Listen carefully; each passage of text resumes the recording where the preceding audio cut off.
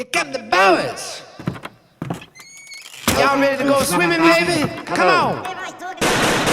Give it up. Get out of that water. I tried telling y'all, it's swim lessons, baby.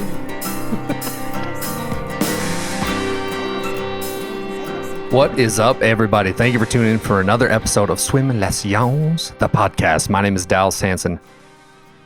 My guest today was one of the most intriguing, dreamer, realistic, fun people I've ever met. And I say that, I know I said that a few times, but this guy, Dakota Faye, is legit. And I was introduced to him a few years ago. He's a rap artist here in the state of North Dakota, travels around. He's made a name for himself. He's introing for Tech 9.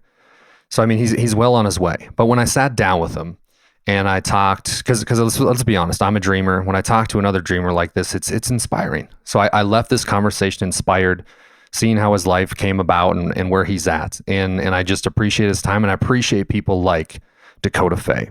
So follow him wherever you want. He's on all types of social media, and if you're trying to get something going in your life, this is the guy to listen to. But before we get to Dakota Faye, we got to talk about River's Edge Bar and Grill. They are known for offering the best happy hour in town, providing unbeatable deals in a lively atmosphere. Guests can also enjoy a variety of entertaining activities, including bingo, trivia, and the very popular Name That Tune. Come down to River's Edge for great drinks, great food, and great fun. And how about our next sponsor, Glosso Angus?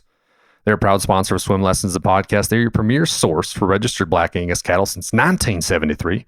Glosso Angus cattle showcase dominance, durability, and my favorite word, docility, and they're built to thrive on the northern plains. Check them out. That's Glosso, G-L-A-S-O-E, Angus.com. And also, it's softball and baseball season. It's time to get out there. And if you can't get out there, watch on YouTube. It's PSP Network. It's game day, baby. They've been promoting local student athletes for a very long time. Again, they're in the heart of softball and baseball season. They're doing a lot. I know a lot of our talent has been out there. Todd Domries, shout out to TD, one of the best voices in the state. So appreciate everybody that tunes into PSP Network. Go ahead and give them a subscribe button on PSP Network. Or if you just want to look at their scheduled events, see what they're up to, it's psp.network. Appreciate them coming on board. Hey folks, also make sure you check out Plains Window Cleaning, interior and exterior window cleaning on residential and commercial buildings throughout North Dakota. Call Jacob today at 701-609-0405. Again, that's Jacob Broughton at Plains Window Cleaning. Thank you for tuning in. Again, my name is Dal Sanson. Dakota Faye, phenomenal guy. Be on the lookout for things coming up with Swim Lessons. And now is the time to jump on board because we've got a big thing coming up here this fall. We're going to put together something huge. So if you've ever thought about, hey, I want to maybe sponsor Swim Lessons, I want to get my name out there, now is the time, my friends. I appreciate you being here along for the ride. Thank you. Make sure to subscribe on YouTube at Swim Lessons, a podcast. But here we go with the great and powerful, the amazing and wise, Dakota Faye. Well, hey, we're live, by the way. Yeah. Speaking of eternity, dude, the show you just booked. Yeah. Opening up for a hero of mine, diehard Chiefs guy. Yeah. Came up with the Chiefs anthem. Tech 9, bro. For sure.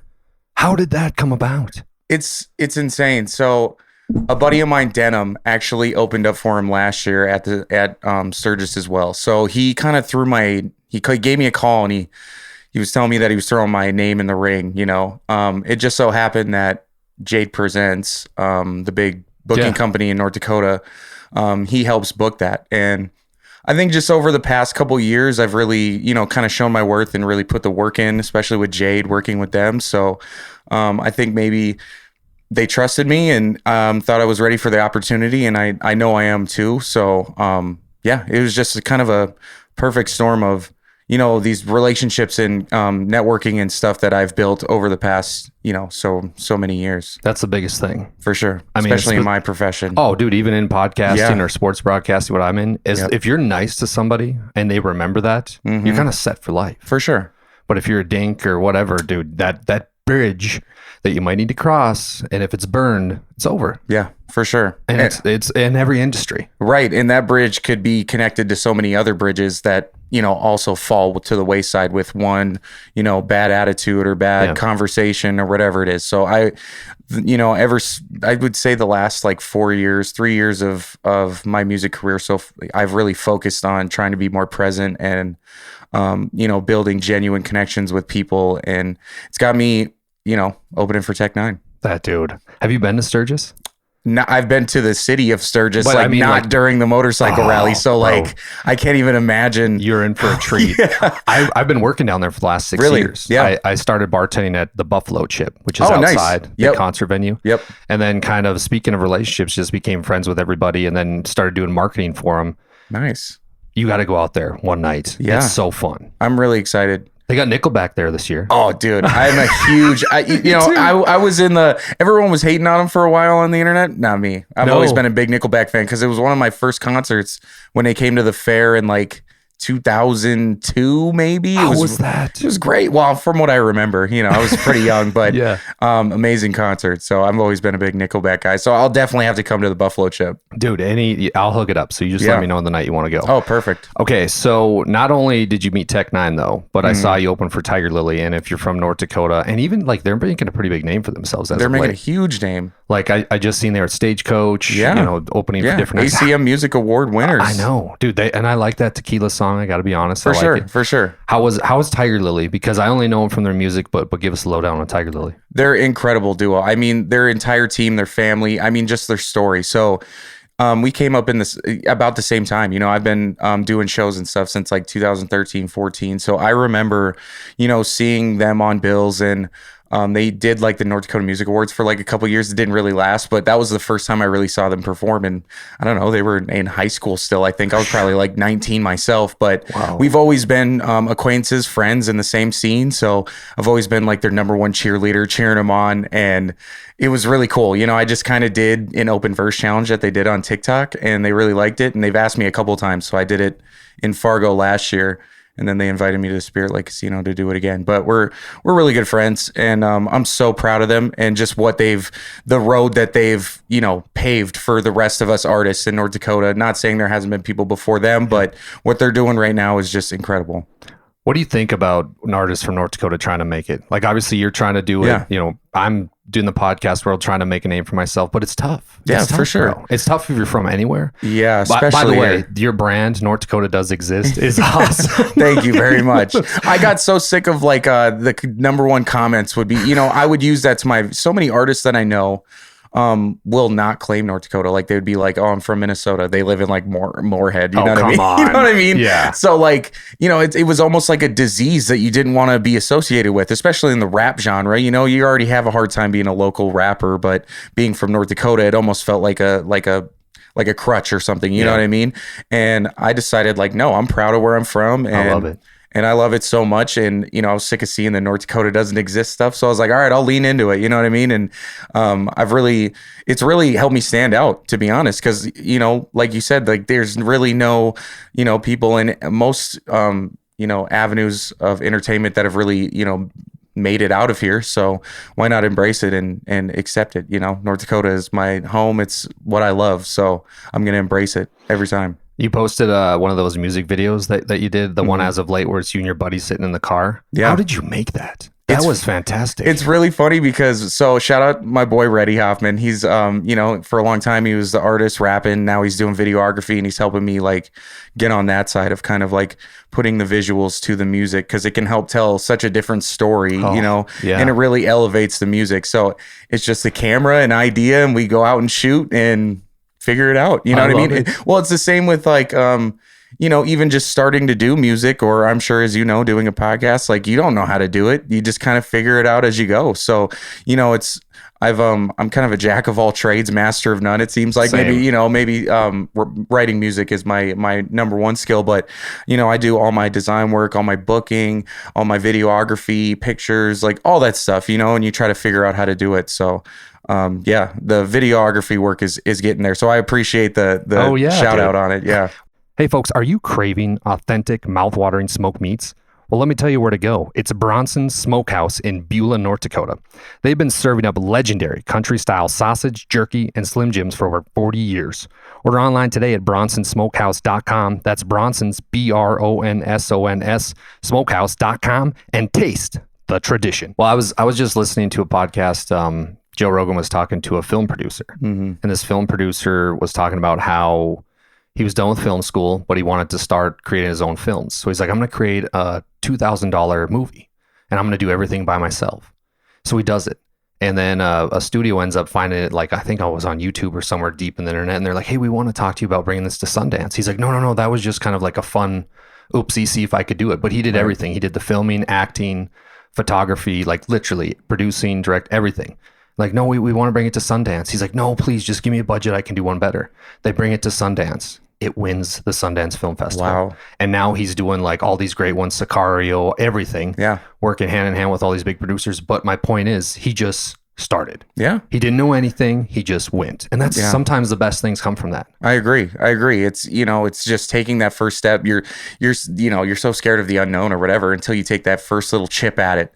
And then you're like, oh, that wasn't so bad. And then you take another chip and then another chip. And then, you're looking at the thinker or whatever that sculpture is, you know what I mean? Yeah. It just takes the little chips out and you figure it out on the way. But if you never start, then you're never going to do it. Yeah. Never. Do you know Rick Rubin?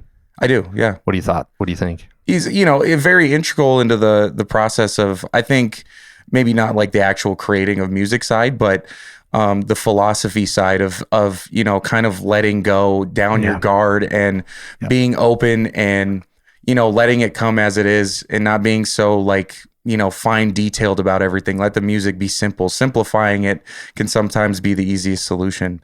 As artists, we're so lost in our head and thoughts and overthinking and all of this, where it takes an outside perspective to be like, no, it's this easy. And you're like, oh, okay, it makes sense. So yeah, big on the philosophy side of Rick Rubin for sure. I love how I saw it on TikTok, but he was talking about the art and he's like, artists get too into the art. Mm-hmm. Once it's done, it's done. Yeah. Your part's over. Put it out there. If it's successful, it's great. Yeah. If it's not, it's all good too. It's out there.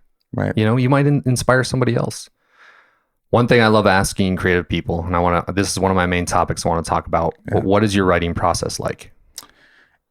It can be all over the place. Sometimes, it comes from an idea of just into the ether, the randomness throughout a day where you're sitting there and you're like, okay, I like this. Or in my case, it's listening to production like beats, sometimes I'm not really a beat maker myself, but over the years, I've became friends with a lot of producers and stuff like that. So sometimes it's like being a chameleon. You kind of blend into the idea that's already there.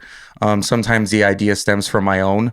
And the beat comes after the fact. But for writing, for me, is just, I started writing poetry when I was really young, even before I did music. I was a very introverted and kind of shy kid.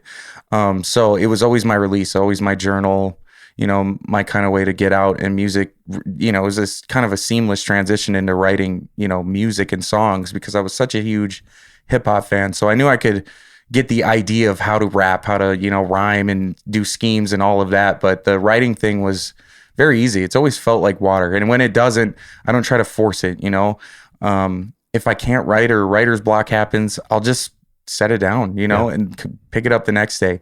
I'm really not big on trying to make things happen, because I feel like my best work is when I'm kind of just letting loose and just letting it come out naturally. Hey folks, hope you are enjoying this episode. But support for Swim Lessons, the podcast, comes from Brandon Weber, your Edward Jones financial advisor at 1600 2nd Avenue Southeast, Minot, North Dakota.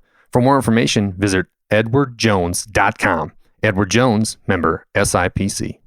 Do you ever have one of those nights, like this has happened to me a couple times the past couple weeks, but like I'll go to bed and I'll be like, I got to go to sleep, but I got this thing on my mind. Oh my goodness. I got this thing on my mind and I want to write down. No, I'm going to try to get some sleep. I got to get some sleep. I got a kid now. I got to be up at 5 a.m. Sure. I'm like, no, I need to write this down. So I get up and I start writing. Next thing I know, it's 2:30 in the morning.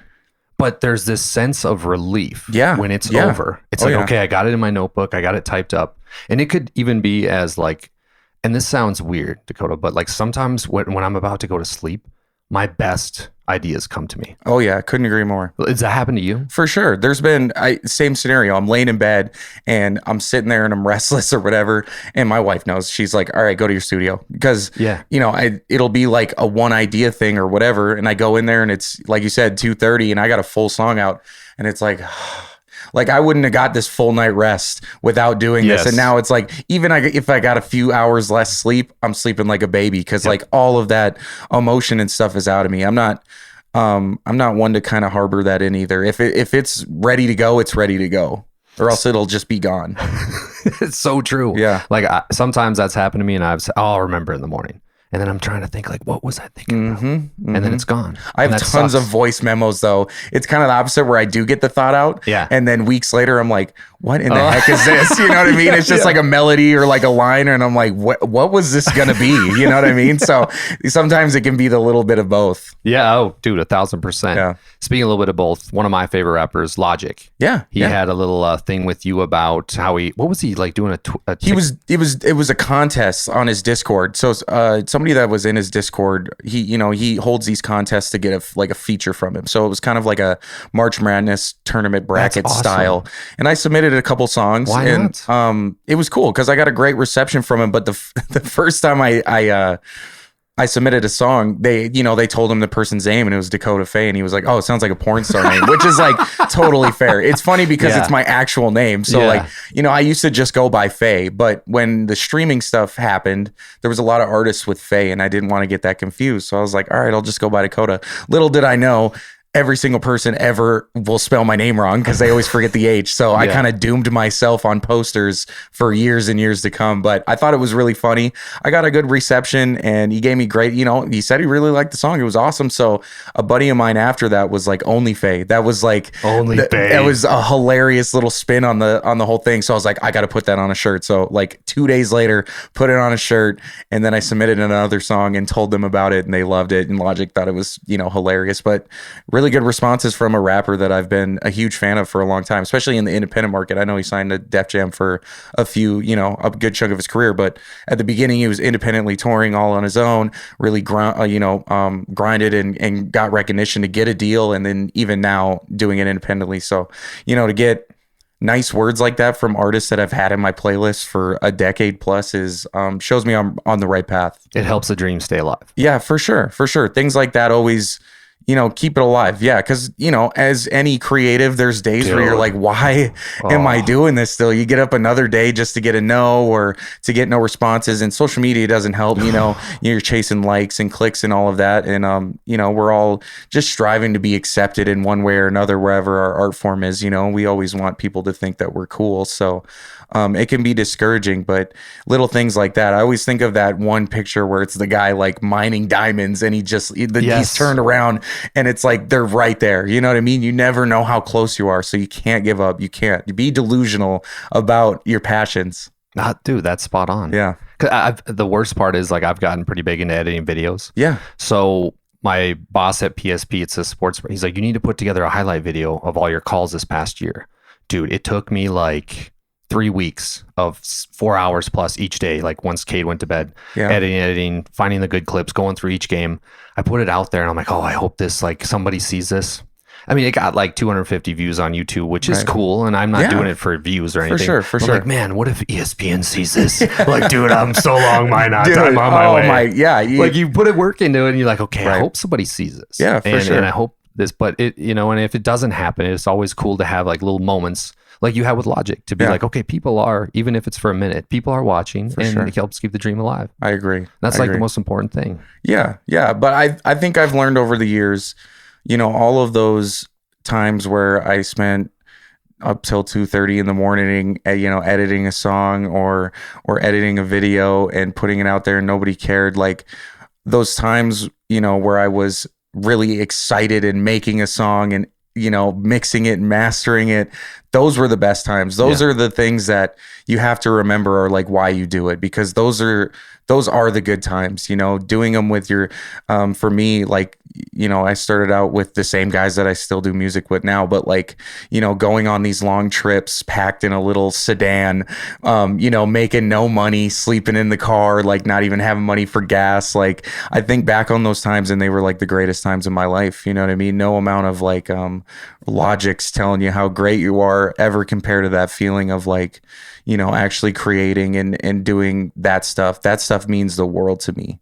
So always enjoy your work, whether it's like the late night mixing and editing for no one. Like those are the best times, because that's, you feel that, you know, you feel that emotion of like happiness and dopamine release when you're like, you're clicked and it done and it's exporting. You're like, yes, I did it. You know what I mean? So after that, it's the Rick Rubin thing. Let it go. You know, Remember the good old days while you're in the good old days. Yeah, exactly. It's so spot on. Yeah. How did you decide? I know you mentioned earlier you're big into poetry, so you're writing as a youngster. For sure. But what was the day like when you decided, okay, I'm going to be a rap artist? Or was there a day or a week? No, it really was. It really was kind of like that. So my brother Eddie Mack, Eddie Mack, that's a great name. Yeah. Oh, great rapper name, right? Eddie Mack. That's his In rap the house, name too. baby. I know. Yeah, come on, Eddie. So he's been my best friend since we were kids. Like we met each other when we were like 12 years old. That's like my brother. You know, our moms raised each other and all of that. But you know, he had kind of rapped. He's from Milwaukee, so he always had, you know, older people staying around with his mom and in their house that like were rappers and stuff. And so we were always kind of around it. You know, I was always a hip hop fan, you know, always watching videos on MTV. I loved 50 Cent and like all these rappers, like the bling, the confidence. Like I said, I wasn't a very confident kid. So, you know, I really inspired to be a rapper, like a very, you know, successful, everyone likes you, you're dope. You know what I mean? Yeah. All of that stuff. And, I knew that Eddie rapped and he would dabble with it here and there, but there was this one time where, you know, recording equipment kind of gotten to a point. It was like 2008 where we could record on a webcam or something really like primitive like that, but we figured it out. And he had this song that he had recorded and another guy was supposed to get on it. Shout out Chris Pickett for not being on that song because it started a whole thing for me. But he was like, hey man, do you want to jump on this? And I was like, okay, I'll try. And I jumped on it. And like I said, I remember when we finished the song and played it like on a CD in my car, I was like, this is what I want to do for the rest of my life. And it was absolute obsession from that day on. It took up every single moment of my day. I wrote during school, you know, to the detriment of my grades and stuff. Yeah, my education. I was writing and you know, started doing shows when I got out of high school and never stopped. How old were you? I was 14 when we recorded our first song. 14. 30 now. So I've lived more life rapping than I haven't. That's wild. Pretty crazy. Yeah. 14 years old, you 14. knew. Yeah. That's amazing, man. Yeah. Nothing could stop me at that point. And anybody that went to school with me or like were my friends or around, like that's been my life ever since. Who was like your favorite rap artist when you were growing up? It was 50 Cent for 50 sure. Cent? Oh, yeah. No Slim Shady? Oh, well, you know, I loved Eminem too, but yeah, without Eminem, there is no 50 Cent. You know what I mean? Dr. Dre, you know, signing him. But I loved 50 Cent. I loved G Unit, like all of the rappers in that. I was really big. I liked them all. Eminem was great too. I think for a long time I didn't get to listen to his music because my mom would try. I would have to go over to my cousin Tiffany and Tanisha's house, and they had in their room a little CD player, and I'd have the headphones in, and I remember hearing Kim for the first time, and I was like, I am not supposed to be listening to this. Don't move the CD player, might skip. Yeah, exactly. Yeah. Oh boy. Oh man, like I watched the greatest documentary. Have you seen it's about Jimmy? What's the guy's name? The producer, Jimmy Iovine. Jimmy Iovine. Yeah. Have you seen that from one? Interscope. Yeah, for sure. When Dr. talks about Dr. Dre finally finding Eminem. Yeah. And it's like on these tapes. Yeah. And the first session they did was My Name Is. And like he just immediately started, My Name Is. And it was like, whoa, a moment like that to be in like a studio and witness that is just like, this kid is going to be the greatest rapper of all time. You know what I mean? He was about to quit. But yeah, exactly. But you don't know the story before all of that. Right. You know, he was a little bit older. I think 26 when he dropped dropped his, which is older in the rap, in the music industry. But all those years, you know, being at these battles, going to Scribble Jam and Rap Olympics and stuff, and losing and getting, you know, releasing an album in Infinite and not selling well, just, you know, like posting highlights on YouTube and getting to it. You know, you're at a point in your life where you're like, and it's funny because he was at the Rap Olympics in LA and he had lost. He took second place, and it wasn't Jimmy Iovine, but it was someone that worked at Interscope, was like, yo, can I get your tape? And he's just like, nah, here, take it. And that ended up being the guy that got him signed to Interscope and Dr. Dre and all that. So you're right there. You're right there. Even when you think you're not, man. You never know. Yeah, for sure. What's the future going to be like? It's just constant. You know, I'm an independent artist. So again, I just announced a tour today. Obviously, congratulations. Yeah, thank you. So I'm going out to the Pacific Northwest for the first time. Portland, Eugene, Missoula. I was trying to get Seattle, but maybe next time. But you know, again, it's just all cold emails. You know, sending out. So you scheduled your own tour? Oh yeah, every single one. Take us through that process. Again, it's a lot of connections, mostly artists that you meet over the years that you play at other shows or just online. And people think that you're cool or dope or whatever. They lead you in the right direction. You hit up a promoter, or you find an artist, or you find a venue, and you send out a million bajillion emails. And a lot of people say no, and some people say you're not big enough in this area yet, or some people say the date's booked. And but you just get that one yes, and then it turns into another yes, and then it turns into another yes. And then when you're doing these tours, you're, you know, being attentive and you know, respecting the venues and meeting with artists. And I like to go into the cities and do podcasts and, you know, do media and stuff with all these other people, and you build these good connections and good rapport. So then the next time you come back, it's, oh, we can't wait to have you back. And it's an easier yes. And then it just kind of gets easier. So you're just building this spider web over and over again over the years. And like I said, as of the last like 3 years, it's just been getting easier. So I know that I'm on like the right path. It's hard, you know, it's not easy work. It's a lot of no's and you know, sending emails that never get responded to or whatever the case is. But I don't want to do anything else. So I got to make it work. So when you're putting together this schedule, are you making sure like so say you're going to Seattle Friday, right? You're going to book a place in Seattle. Okay, now we're going to go to Portland Saturday or Sunday. I got to find a place, like, or is it spread out a little bit? What's that like for you? Well, it all depends. See, so again, you have to work within the confines of your own life and what works. So, you know, at this point, I still got a 9 to 5 too. So I have to work around that. So what I've kind of do to kind of, you know, work around, you know, doing like 3 weeks straight on the road is I'll do weekends. Ooh. So I'll do a weekend, you know, one spot, maybe Thursday, Friday, Saturday. Then I'll come back the next week and do Thursday, Friday, Saturday, then another week. So in my head, it just makes sense because one, I don't have to miss a lot of work and I still have that steady income. You know, it's not like I'm not making money off music. I'm making a lot better money than I did say 10 years ago when I wasn't making any money at all. But it's just easier for me to kind of, you know, finance and do all that stuff. But also as an independent artist, nobody really wants to see you on like a Monday night in a random city. You know what I mean? So why not make every show a weekend show? Right. It just kind of works out for me. So that's just kind of what I've been doing as of late. Are you flying or driving? Driving. Well, this You're one I'm drive. Yeah. Some shows, like I just did Albuquerque last weekend. I flew to that. If it's like a one-off thing like that, or if I did a tour last year of Arizona and I did Flagstaff, Phoenix, and Tucson, and I flew there and then rent a car, you know, did that. But for the most part, like, yeah, I'm driving. Where were you at in Phoenix? I lived there for a few years. I played some small, it was like a independent, like in a shop. They turned it into like a venue. Nice. That's awesome. I'm trying to like go down. I'm going to book another, you know, I've been going down to Tucson. Tucson's really the one that I've been playing at a lot for over the past like 3-4 years. I just recently did Flagstaff and Phoenix. So I'm trying to get better locations in those areas too. But I'm meeting a lot of artists, like just in Albuquerque. I met a couple of really, really cool artists that are from Phoenix. So that'll be my next, you know, email I send or message. This just came to me, but do you know who Matty Ice is?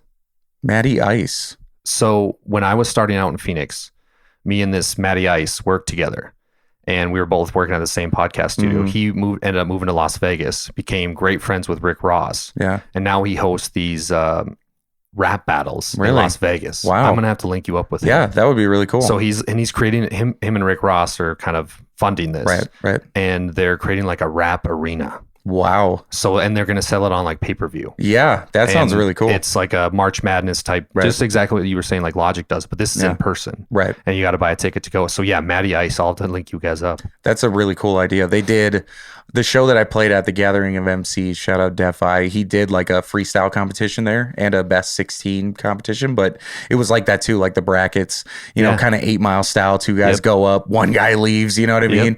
But those, that's a whole different level of like intensity as far as like the rap game goes, like being able to go off the top, like, bro, that's a whole different skill set, dude. Oh, with people watching. Yeah. And if you don't get a reaction, that clock inside your brain starts. It's like being a comedian. Oh yeah. I don't know how, you know, I go on stage and I perform my own songs, you know, as long as I know my words, it's pretty easy to go. But being a comedian or a freestyle battler where like there's that moment where you could just be in open water and like, I don't know how I would handle Swim that. Lessons. Yeah. Swimming. Seriously. So, okay, future plans, you got a tour set. Yeah. Yeah. Where can people find music and where can people support you? So I always Spotify's a big one. Yeah, for sure. So it's, you know, I'm on every single platform on the internet. As an independent artist, I gotta be on every little thing. But if you go to dakotafaye.com, that's where I kind of keep it easy to find all my music. You can find backstories, podcasts like these. I always try to make sure to keep those all like in a collection. I made it, again, independent artist, made it all myself. So I'm pretty proud of it. So I got to push that too. But you can find me on everything. Dakota Faye is, you know, I try to make it as easy as possible to find all that. What'd you use for your website? Because I use Shopify. Shopify. I just use Shopify. I just used it to sell my merch at first. And then I found out they kind of have a website building tool, and it's a little bit more involved than like I don't know what the ones where you can kind of Squarespace.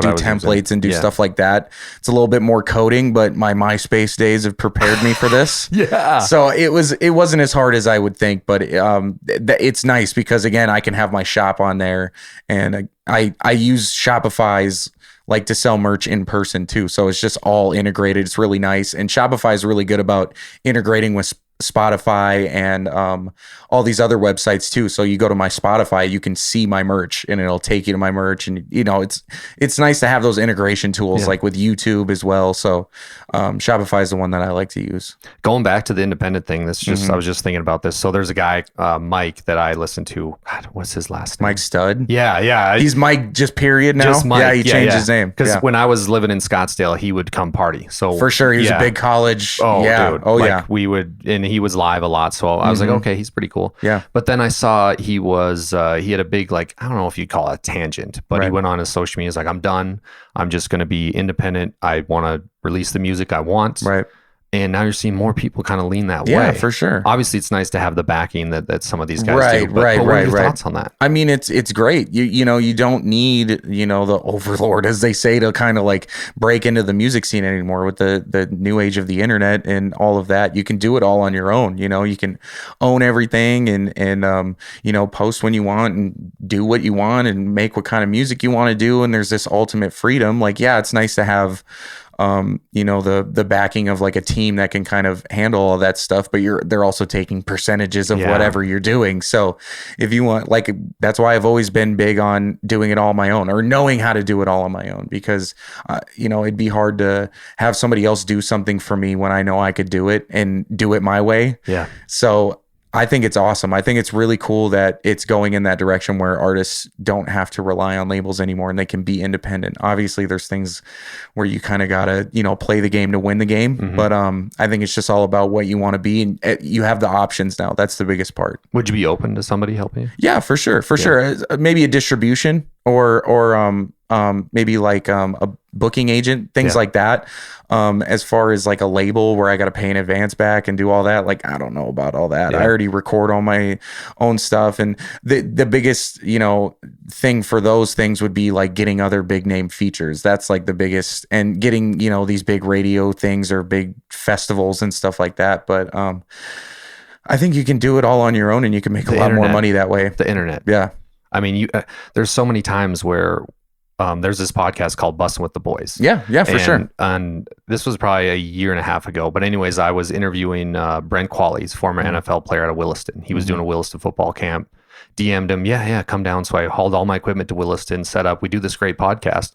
But he was teammates with Taylor Lewan, one of the guys at Bussin'. So I asked him, what do you think of Taylor Lewan?